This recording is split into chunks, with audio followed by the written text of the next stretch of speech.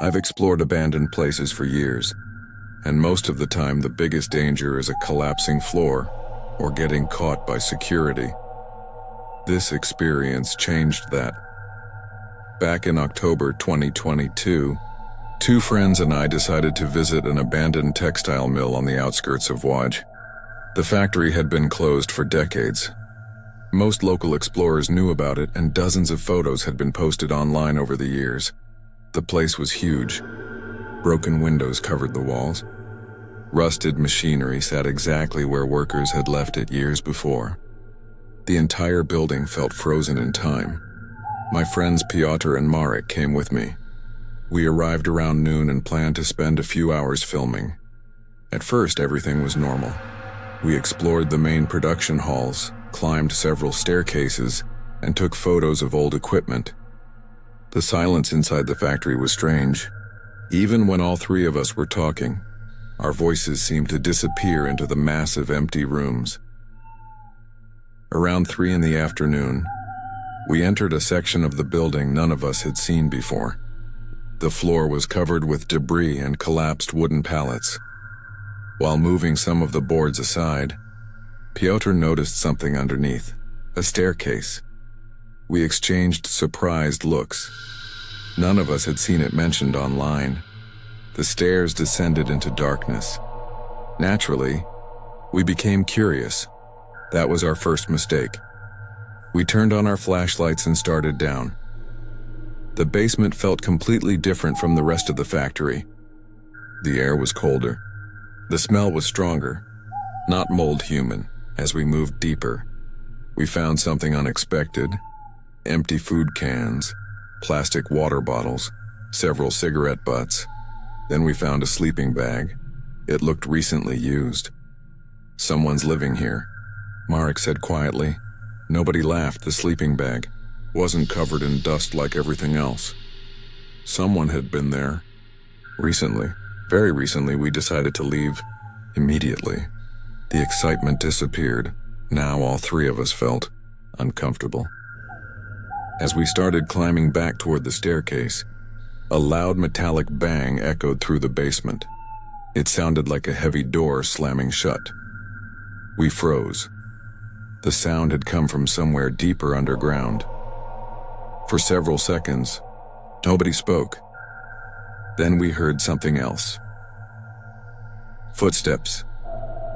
Slow, deliberate. Coming toward us. One step, then another, then another. The sound echoed through the basement. Tunnels. I remember trying to convince myself it was another explorer. But something felt wrong. The footsteps never changed speed. Whoever was walking wasn't rushing. They sounded completely calm, as if they already knew where we were. We quickly climbed the stairs and reached the factory floor. The footsteps continued behind us, still slow, still steady. We began moving faster. Then my flashlight suddenly died. The battery had been fully charged. The darkness made me panic. Immediately, Marek handed me a backup light, and we continued toward the entrance we had used earlier. The footsteps echoed behind us through the building, not running, walking, following. When we reached the entrance, Piotr pulled on the door handle. Nothing. He pulled again. The door didn't move. A chain had been wrapped around the handles from the outside. For a moment, none of us understood what we were seeing. Then panic hit all at once. Someone had locked the door. We were trapped. I looked down the hallway. The footsteps had stopped. That was somehow worse. The factory became completely silent. No movement. No voices. Nothing. We started searching desperately for another exit. The building suddenly felt like a maze. Every hallway looked the same. Every room felt darker. Several minutes later, we found a loading bay on the opposite side of the factory. One of the windows had already been broken. It was large enough to climb through. As we approached it, Marek suddenly grabbed my arm. He pointed toward a balcony overlooking the factory. floor, someone was standing there, a person, motionless, watching us. I couldn't see their face, just a dark silhouette. The moment my flashlight hit the figure, it disappeared behind a wall. We didn't wait. All three of us climbed through the broken window and ran. We didn't stop until we reached the parking area. Once we felt safe, we called the police and reported what had happened. An officer took our statement and asked several questions about the location. A few days later, I received a phone call. The officer told me they had searched parts of the factory. They found evidence that someone had indeed been living there. According to him, investigators believed the occupant might be a wanted fugitive who had been moving between abandoned industrial sites throughout the region. The police never gave me a name. That should have been the end of the story, but it wasn't. A week later, I started editing the footage from my camera. I wanted to upload the exploration video online. While reviewing the basement footage frame by frame, I noticed something that made my stomach drop. At the beginning of our basement exploration, long before we found the sleeping bag and long before we heard the footsteps, there was a dark figure standing at the far end of the staircase. The figure was partially hidden in the shadows. None of us had noticed it at the time. For nearly 30 seconds, the person remained completely still, watching us. Then just before we turned a corner, the figure slowly stepped backward into the darkness. That meant someone knew we were there from the moment we entered the basement. They had been watching us the entire time. And when I think about the chained door, one question still bothers me. If the person had enough time to leave the basement, circle around the building, chain the exit shut, and return inside, how close were they to us while we were running through that factory? I don't explore abandoned places anymore, because sometimes the scariest thing you find isn't a ghost. It's discovering that someone else has been watching you the entire time.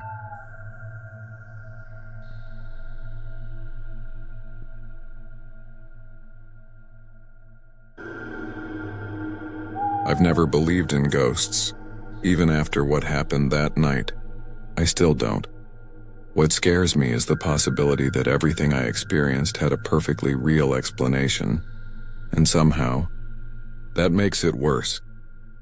In the summer of 2021, I joined 3 friends to explore an abandoned psychiatric hospital outside Dundee. The place had been empty for years. Most locals knew about it because of its history, and urban explorers often visited despite the fences and warning signs.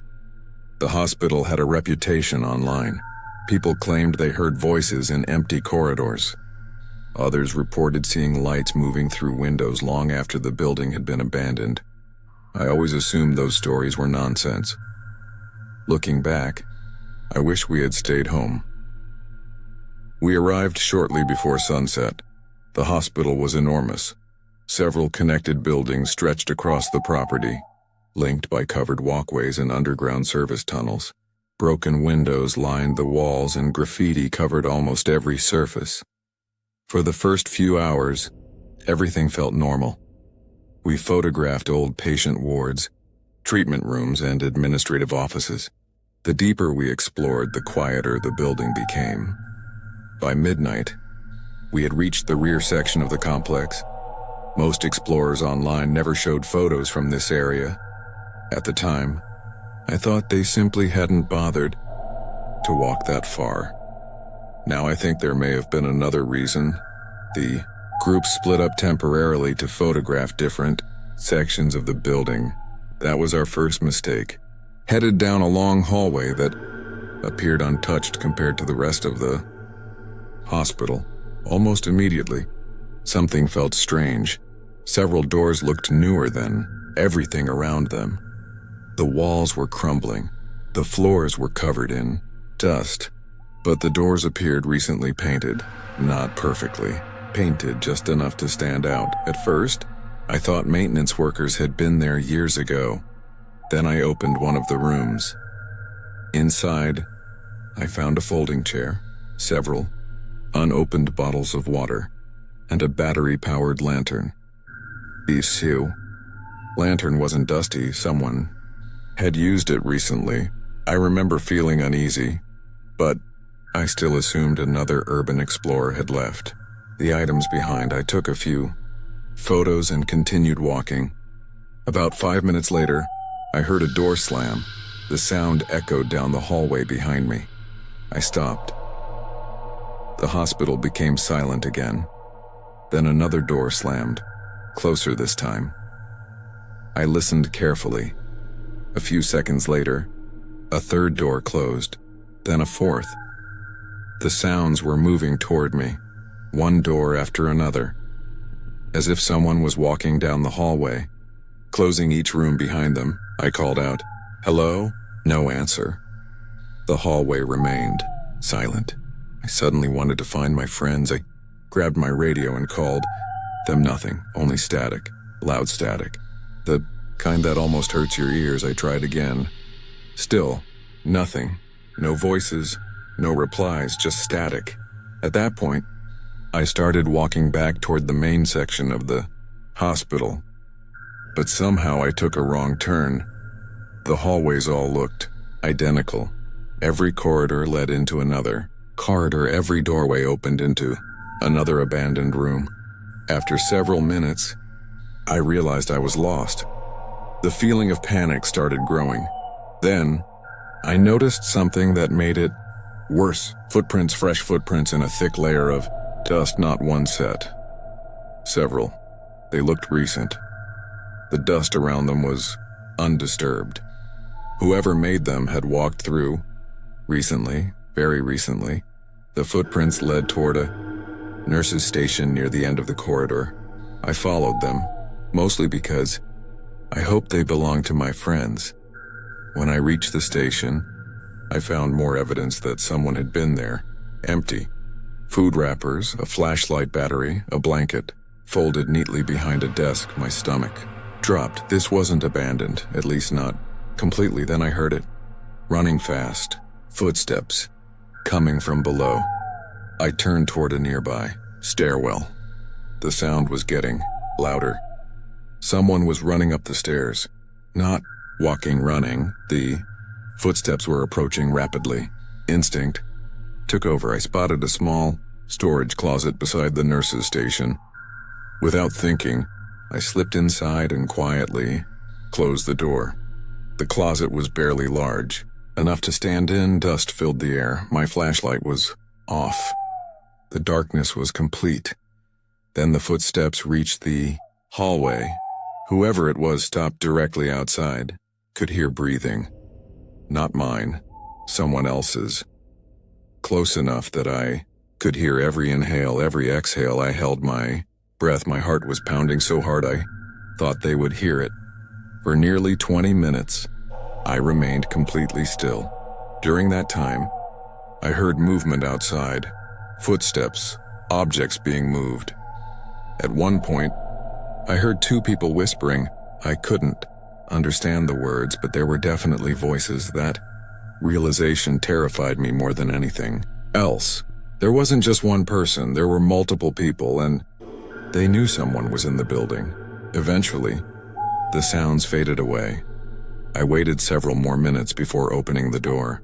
The hallway was empty. I immediately began searching for an exit.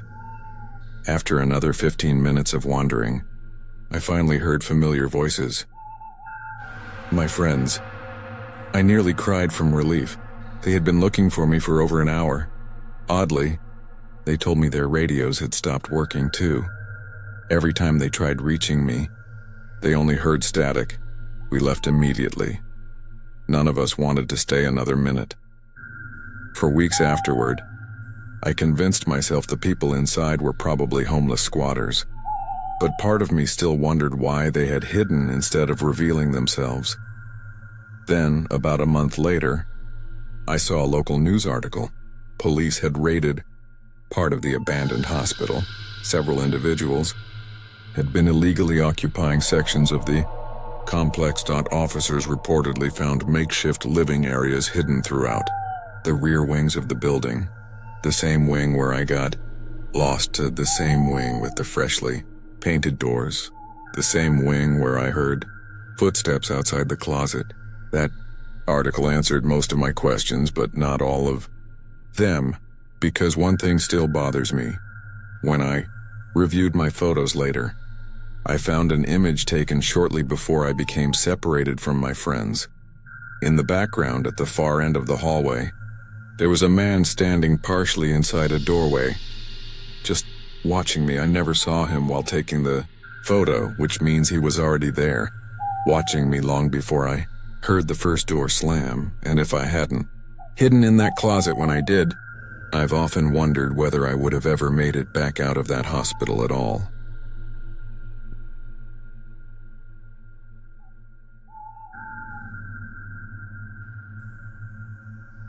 I've spent years exploring abandoned buildings for my photography channel. Factories, schools, warehouses, hospitals. I've been inside hundreds of places most people would never enter. Over time, you learn that abandoned doesn't always mean empty, but the experience I'm about to describe is the only one that ever made me quit exploring alone. In November 2023, I decided to photograph a historic hotel in downtown Detroit that was scheduled for demolition. The hotel had been closed for nearly 15 years. Most of the windows were boarded up. Security fences surrounded the property, and warning signs were posted. Everywhere, the building had become a local landmark among urban explorers because everyone knew it wouldn't be standing much longer. I arrived shortly after noon. The weather was cold, gray, and windy. After finding a way inside through a damaged service entrance, I began documenting the lower floors. The lobby was incredible, dust-covered. Everything, old furniture, remained exactly where it had been left years ago. Broken chandeliers hung from the ceiling.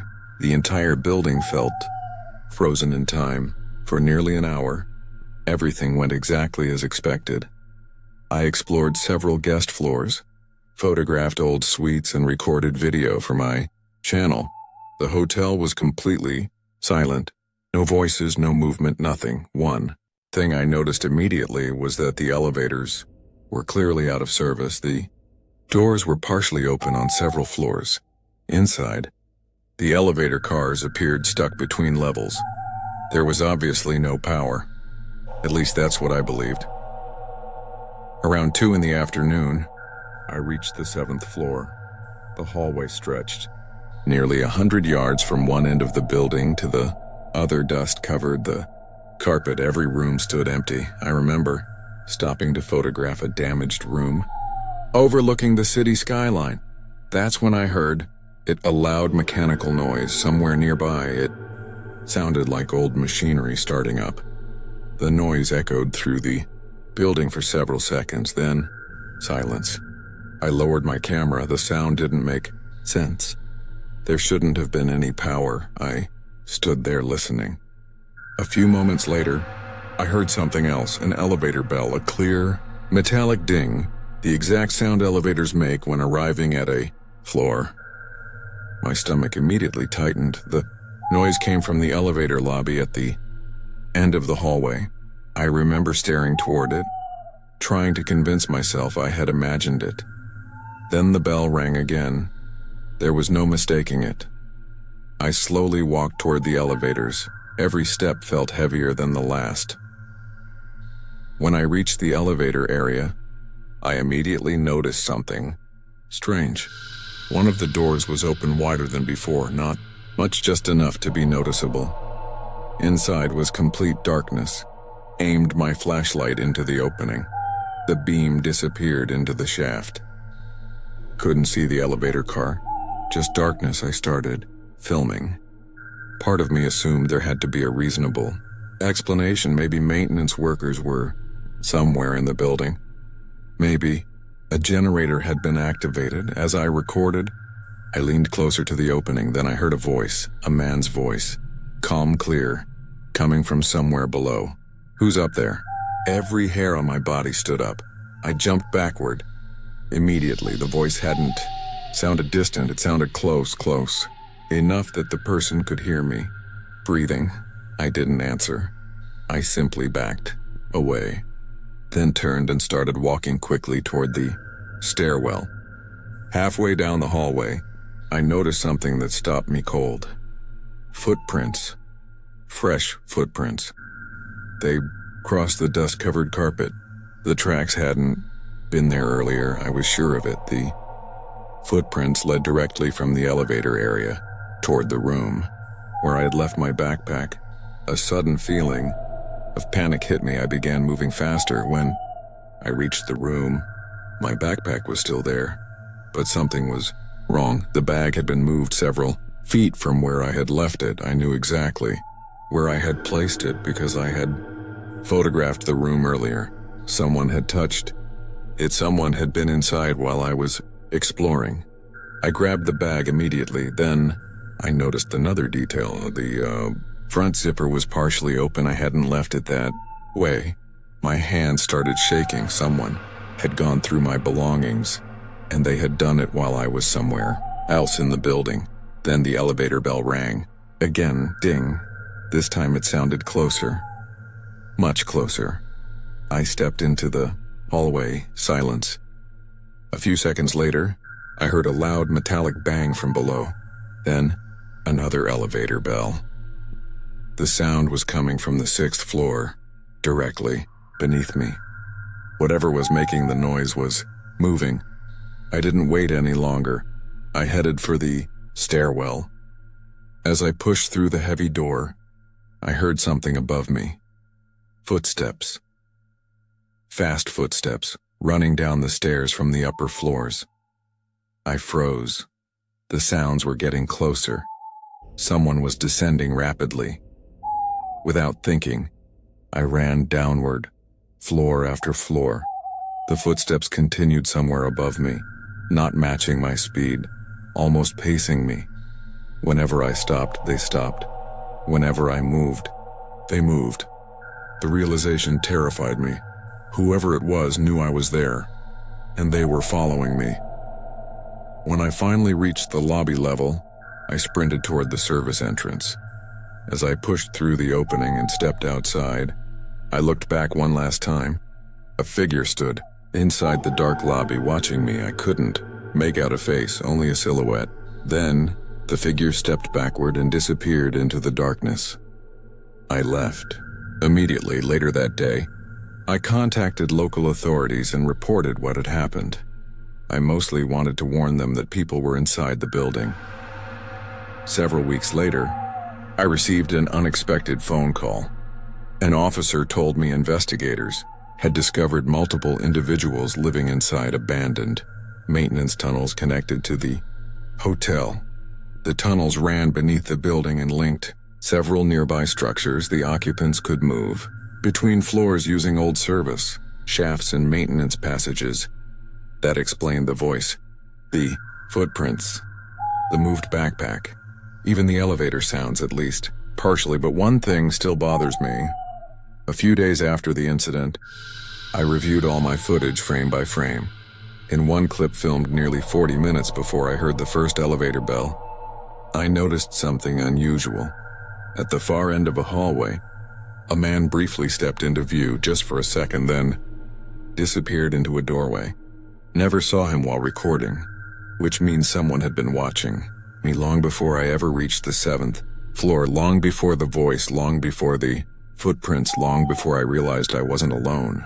And sometimes I wonder what would have happened if I had answered that question from inside the elevator shaft. Who's up there? Because whoever asked it already knew the answer. He'd been following me through the hotel the entire time.